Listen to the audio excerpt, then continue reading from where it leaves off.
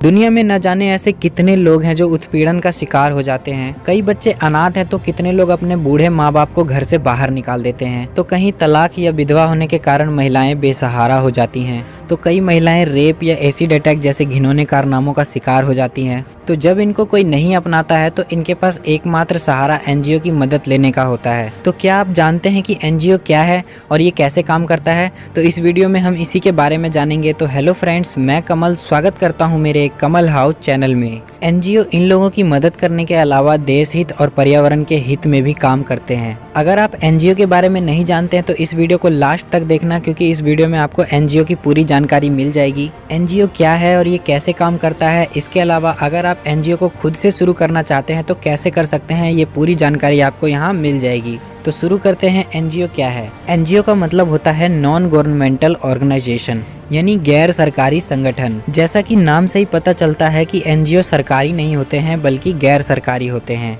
मतलब ये प्राइवेट संस्थाएं होती हैं जो जन कल्याण का काम करती हैं। आसान भाषा में कहा जाए तो इसको समाज सेवा कहते हैं। एनजीओ से अनेक तरीकों से समाज की सेवा की जा सकती है, जैसे गरीबों को रहने के लिए घर देना, खाना देना, शिक्षा देना, स्वास्थ्य का ध्यान रखना, पर्यावरण के लिए कई पहल करना, महिलाओं की सुरक्षा करना आदि बहुत सारे काम जो हैं वो एनजीओ में होते हैं। क्योंकि ये गैर सरकारी काम होता है तो इनकी वर्किंग में सरकार का कोई रोल नहीं होता है। एनजीओ का काम समाज का कल्याण करना होता है। एनजीओ की सबसे पहले शुरुआत अमेरिका से की गई थी। तो अभी तक हमने जाना कि एनजीओ क्या है।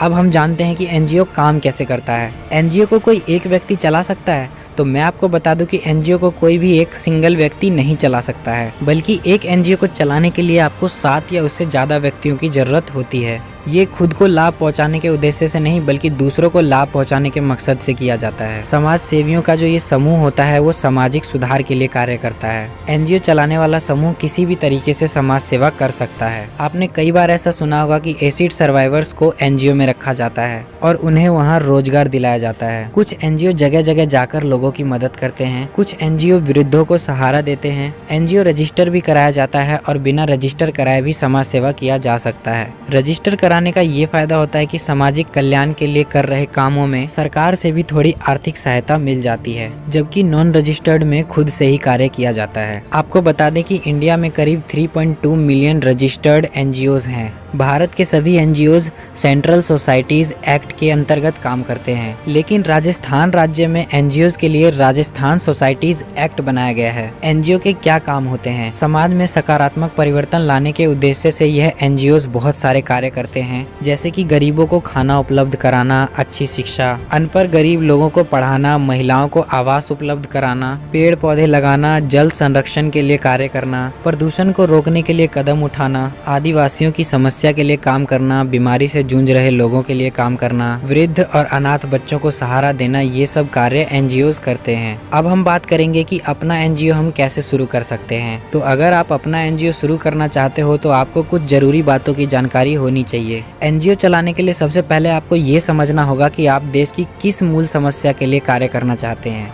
तो आप सबसे पहले अपने एनजीओ का मिशन, विजन और ऑब्जेक्टिव तय करें। इसके बाद अपने साथ कुछ ऐसे लोगों का ग्रुप तैयार करें जो समाज में परिवर्तन लाना चाहते हो। उसके बाद आप अपने एनजीओ को रजिस्टर कराएं। रजिस्ट्रेशन के दौरान आप अपने ग्रुप के लोगों को एक स्पेसिफिक डेजिग्नेशन दे सकते हैं, जैसे कि अध्यक्ष, सचिव, सलाहकार, सदस्य आदि। ध्यान रहे, एनजीओ का गठन करने के लिए कुछ ऐसे लोगों को सेलेक्ट करें जो वाकई में समाज सेवा करना चाहते हैं और जिम्मेदार भी हो। एनजीओ के लिए डॉक्यूमेंट्स। दोस्तों, किसी भी ऑर्गेनाइजेशन को रजिस्टर कराने के लिए आपको हमेशा कुछ जरूरी दस्तावेजों की जरूरत पड़ती है। ठीक उसी तरह एनजीओ को भी रजिस्टर कराने के लिए आपके पास ये डॉक्यूमेंट्स होने चाहिए, जैसे कि ट्रस्ट डीड या memorandum of association, rules and regulation या memorandum, articles of association regulation, affidavit from president, ID proof, voter ID card या Aadhaar card, residence proof, registered office address proof, passport mandatory. इन documents के अलावा आपके पास NGO के लिए एक सेपरेट बैंक अकाउंट होना चाहिए,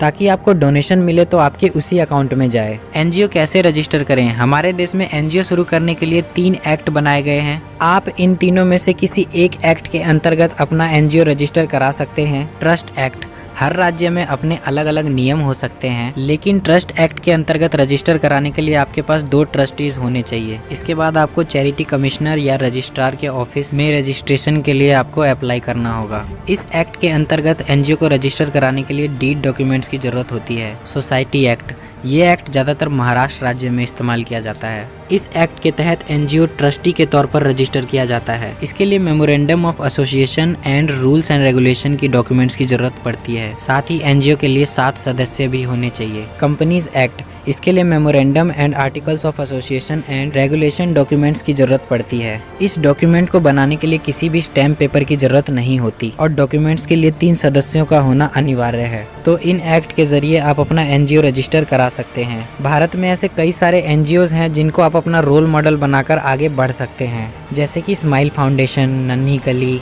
गिव इंडिया फाउंडेशन, गूंज, help page India, being human, child rights and you cry, सम्मान फाउंडेशन, सरगम संस्था आदि बहुत से हैं। अब बात करते हैं एनजीओ को फंड कैसे मिलता है। अगर आप अपना एनजीओ शुरू करने जा रहे हैं तो फंडिंग एकत्रित कैसे करें, क्योंकि जब भी कोई व्यक्ति किसी बड़े लेवल पर काम करता है तो उसको ज़्यादा पैसों की ज़रूरत पड़ती है, तो इसलिए फंडिंग बहुत ज़रूरी है। तो ऐसे में आप इन बातों का पालन करें, जैसे कि आप अपनी एक वेबसाइट बनाएं जहाँ पर आपके एनजीओ से जुड़ी डिटेल्स हो। वेबसाइट पर आप एक डोनेशन अकाउंट भी क्रिएट कर सकते हैं जिससे कोई भी इंसान आपको डायरेक्ट डोनेट कर सके। इसके अलावा आप छोटी मोटी एक्टिविटीज़ या प्रोग्राम करवा सकते हैं जिसमें ज़्यादा से ज़्यादा लोग इकट्ठे हों और आपके इनिशिएटिव के बारे में जानें। आप इस प्रोग्राम में किसी बड़े सामाजिक कार्यकर्ता, नेता, अभिनेता को बुला सकते हैं। अगर आपका एनजीओ रजिस्टर्ड है तो आपको सरकार से भी फंडिंग मिल सकती है। सरकार की मदद के अलावा आप किसी बड़े बड़े प्राइवेट कंपनी से भी संपर्क कर सकते हैं। तो इस तरीके से एक एनजीओ को फंड मिलता है। उम्मीद करता हूँ फ्रेंड्स ये वीडियो आपके लिए हेल्पफुल रही होगी।